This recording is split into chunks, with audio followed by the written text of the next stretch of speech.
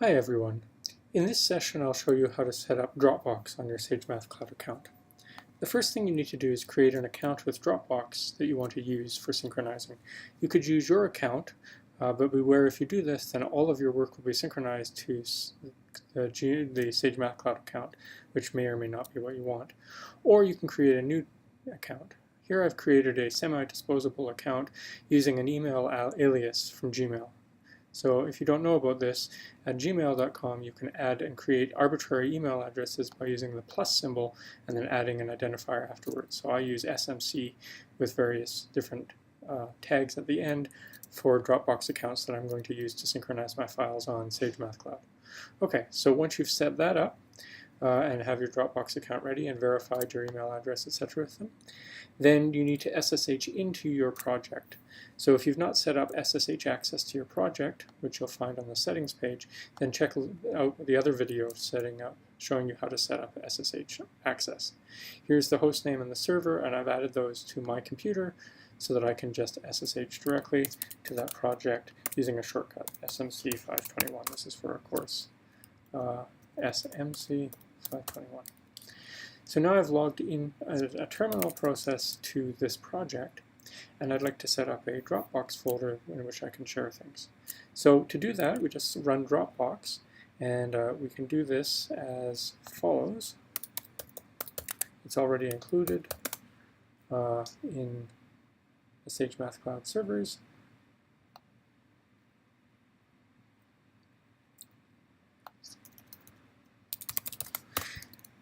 And so the first time you write it, it'll say you have to download the daemon.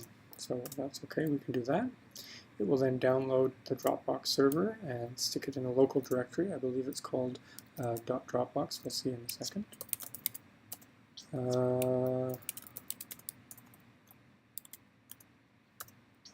And it is there, Dropbox dist. Okay, so that's the Dropbox server, and it will put everything into a folder called Dropbox. To do this, we can just start it, Dropbox start. Okay, Dropbox is running, and when you log into the Linux command line terminal, you can then ask questions about what's happening. So Dropbox status, for example, will tell you the status of things. Now it's trying to start up, but this didn't actually link to my Dropbox account, so I'm going to kill it. I'm not sure why you have to do this, but I've had to run the version of Dropbox that's in the .dropbox directory, .dropbox-dist, Dropbox D. And when I run this command, then it asks me to set up the account I want to sync with. Now, on my laptop computer here that I'm recording this, I have already logged in to Dropbox. This is important. Make sure you're logged into Dropbox. Then copy and paste this URL, and on the computer where you have logged into Dropbox, visit that URL. It's important to log into the appropriate account first. This is the correct account, and then we can continue to connect to Dropbox. And now it has synchronized my account with on Sage Mathcloud. Okay, the computer is now linked to Dropbox. Okay, now when we start Dropbox, it should run, and we should have a folder here which says Dropbox. And if you had anything synced in that Dropbox file, then it will appear now. And you can see here that in my Dropbox account, they pre-populated with a PDF, getting started with Dropbox, and indeed that PDF file has now appeared on my Sage Mathcloud account. Alright, that's basically all you need to do. One nice feature about Dropbox is that you can link things into the Dropbox and it will synchronize them. So for example, I will link the tutorials folder symbolically into here, and I'll link the demos folder. Now these folders, although they're symbolic links, will actually get echoed onto Dropbox on the cloud. You can see there they are. And now I can invite myself as a user to that Dropbox account and share these with myself.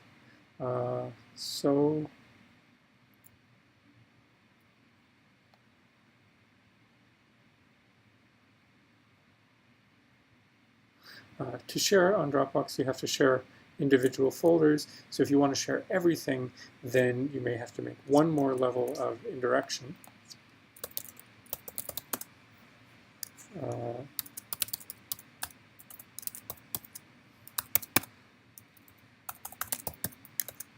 So I'm going to make a directory SMC 521, and I am going to remove those symbolic links into there. But remember, with symbolic links, they actually refer to a relative path.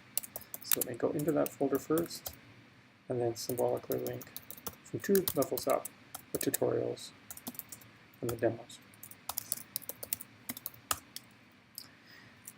Alright, and now if I go online on Dropbox, I see that I have those 2 folders, so I can go out and now I can share this one folder that I've created with myself to my main Dropbox account. I can edit, I'll share that, and now I can add this, I'll get an email message, and I can add this to my Dropbox account on my computer. And then I have constant syncing with Sage Mathcloud. Now, a couple of shortcomings to note about this. The Dropbox server only runs when you are running the server. So if you want to do this when you log in, you should go to your home directory and edit your .bashrc file. If you take a look at your .bashrc file, you'll notice that it will sync a .bash aliases file if that file exists. So I tend to put all my customizations in there.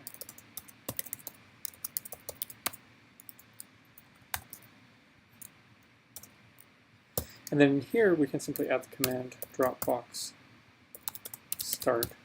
And this will run whenever you manually log into the Linux terminal. So if I log out and then log back in, it'll execute that and says Dropbox is already running.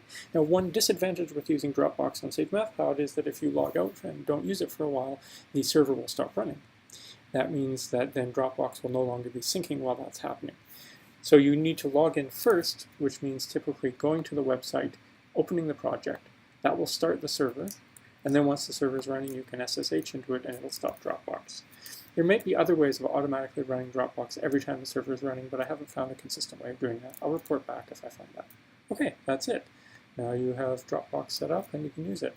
Oh, one other final note. If you're going to use this with version-controlled files, like for example Mercurial files, make sure you exclude the actual version control directories because Dropbox can corrupt those. And so the way you want to do that is to use the exclude command. And so you want to go something like Dropbox exclude. This will list all the files that are being excluded, and you would exclude in the Dropbox folder any .hg directories, for example. Okay, all right, there you go. Enjoy.